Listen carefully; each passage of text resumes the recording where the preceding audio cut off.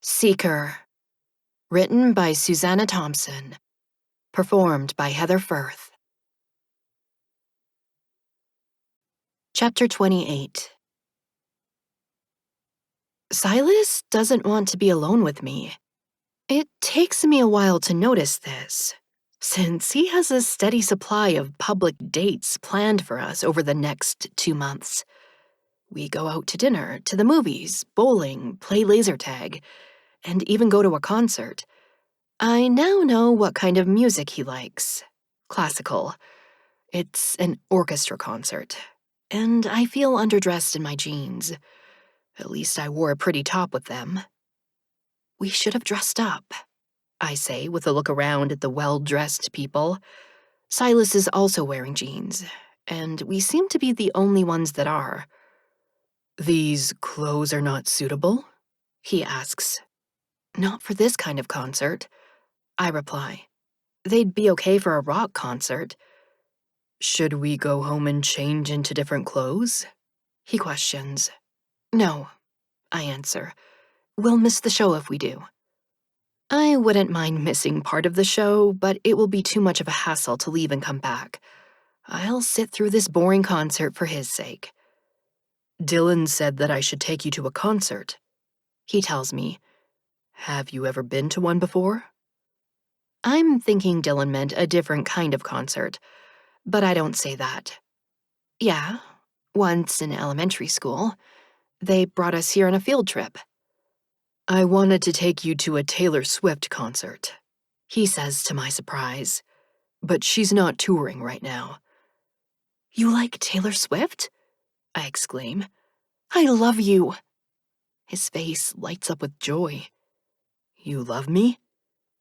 I had forgotten how literally he takes everything.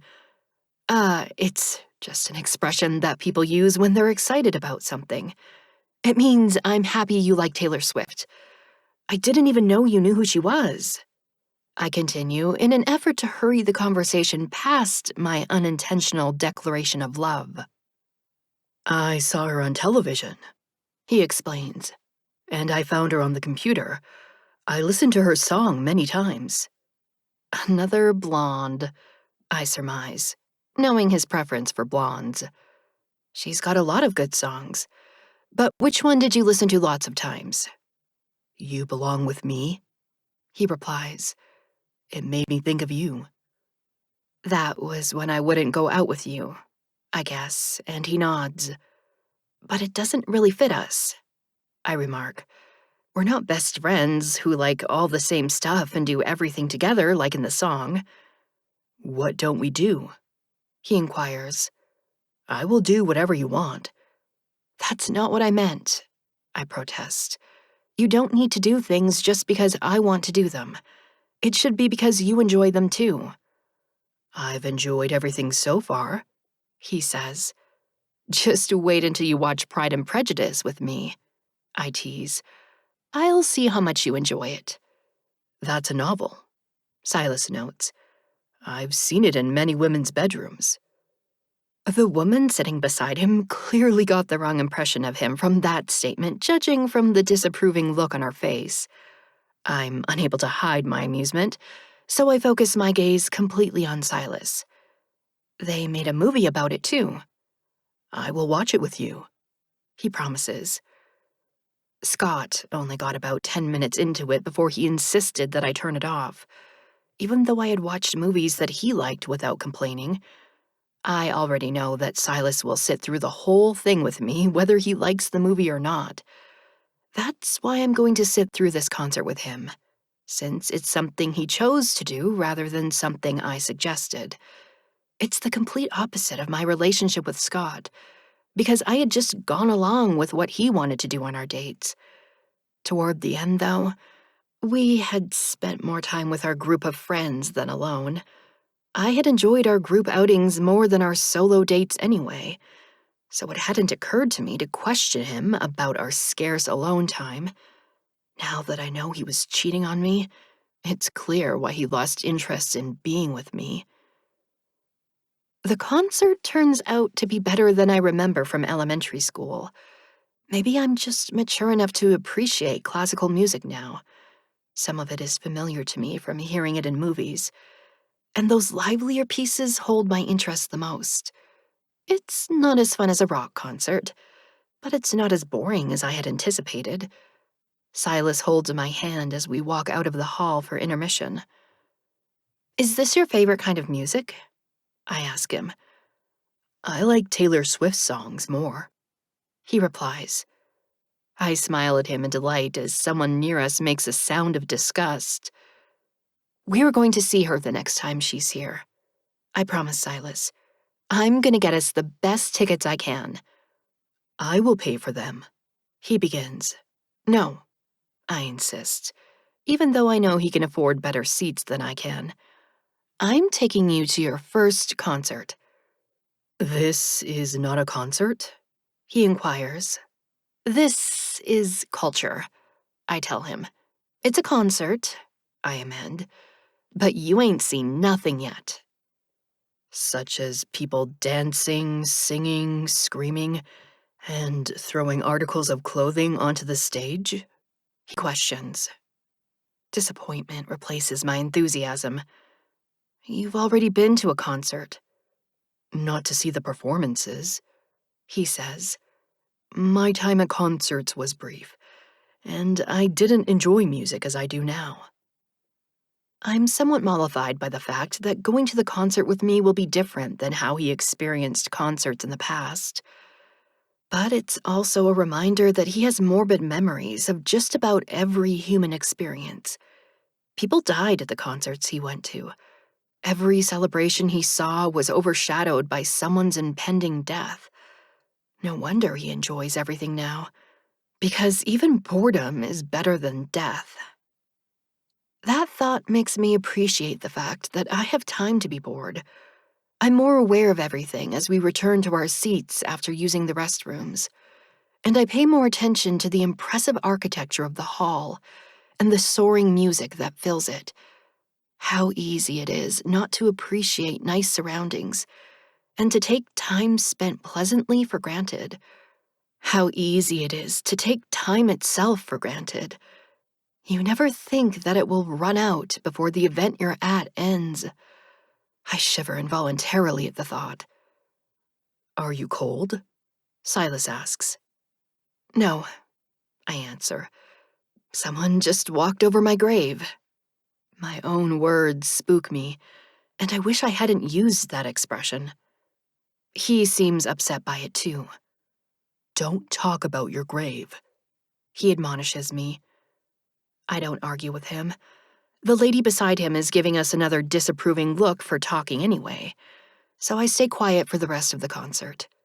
Silas holds my hand again as we walk toward the parking garage afterwards. Did you enjoy the culture? He questions me with a little smirk. I respond with a laugh. Some of it. Did you? Some of it, he admits. Some of the music made me feel more. I know what you mean, I tell him. Some of it is just sitting and listening to it, but some of it affects your mood. It's true, because I feel pleasantly content now. I guess it's good to get some culture sometimes, I comment. I will take you to the opera, Silas offers. We will go to art galleries and— Whoa! I cut him off. You don't always have to spend money taking me somewhere. We can just chill out at home together like we did before we were dating. That's the perk of having your own apartment. He's quiet for a few minutes, and I think that he's silently agreeing with me. We get on the elevator to ride up to our level of the parking garage. I'm happy to see there are a couple of other people wearing jeans, too, and that we weren't as out of place as I thought. Everyone seems to be in a mellow mood, in contrast to the rowdy crowd after a rock concert. Rock music gets people pumped up and excited, whereas classical music inspires more subdued behavior. My thoughts are apparently very different from Silas's thoughts, though. We can't be alone at my apartment, he blurts once we are out of the elevator. We went too far last time. I understand now the need for a chaperone to prevent young couples from indulging in their passion. Let's just get to the car, I retort in embarrassment, as I see the people around us taking an interest in our conversation. They look amused rather than disapproving, like the lady who was seated by us in the audience, but I'd rather not talk about such things in public. Once we are inside his car, though, I speak my mind. We did not go too far. We hardly did anything besides kiss. It's not like we can't control ourselves. We stopped, so what's the problem? I didn't want to stop. He tells me, all I could think about was having sex with you. That's a sin, Mila. I've already committed a sin just by thinking about it. Jesus said that whoever looks at a woman with desire has already committed adultery with her in his heart. That's crazy, I exclaim. How are you supposed to control your thoughts? Culture, he says with a wry smile. Distraction, schoolwork, contemplation on the Bible. Nobody can be that perfect all the time, I argue. You're right, he agrees. We are all sinners. That's why God sent Jesus to save us. Did you sin before? I wonder, as it occurs to me that he was around before Jesus. No, he answers. I desired nothing. Therefore, I did not sin. Temptation has to be present for the sin to occur. So, God turned you into a sinner so you could preach against sin, I remark. Do you see the irony in that? God turned me into a man, he says. The choice to sin is mine. I choose whether to yield to temptation. I'm becoming frustrated with this conversation. Meaning me. I'm your temptation. You kept asking me to be your girlfriend, and now that I am, you're saying that we can't even be alone together anymore. That sucks. Why are you upset? He asks. We can still be together without being alone. That's a good question. He's behaving the way a boyfriend should by taking me out on dates without the expectation of sex. I can find no argument against that other than it's different from the norm. You're right, I concede. Being together is what matters.